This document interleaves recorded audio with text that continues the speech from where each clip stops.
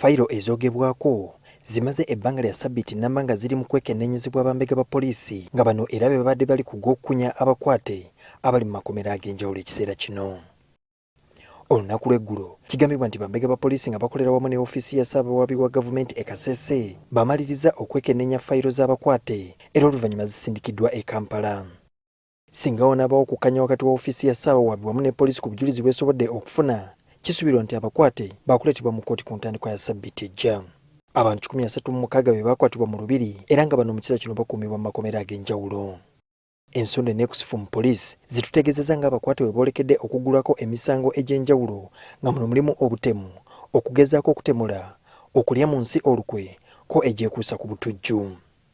Kinajjukirwa nti obumu ku bukwakulizo obwateekeddwawo abakulu okuva mu businga bwa Lwenzururu mu kafubo ke babaddemu n'omukulembeze w'eggwanga ku lw'omukaga lwa ssabbiiti ewedde mwe muli eky'okuzza abakwate e Kasese era nti gye baba bawozesebwa. Let them be transferred to Kasese so that their relatives, their wife, their husbands and the officials of the kingdom keep checking on them.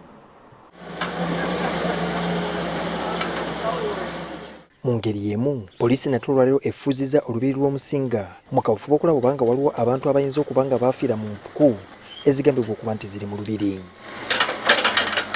Kino kiddiridde amawulire agazze gayitingana nga bwe waliwo abantu abayinza okuba nga balemera mu mpuku. Bakira Wetiye ekola ogwayo nga ne bambega ba poliisi beekaliriza okubaako bye bazuula. So tuzze ne tractors excavator okulanga tusima buli we tusuubira abantu abo okubeera gye batugamba naye at the end of it tetulaba kye tufuna. So nkubiriza abantu n'okubaga nti wano information ebadde eyita si ntuufu.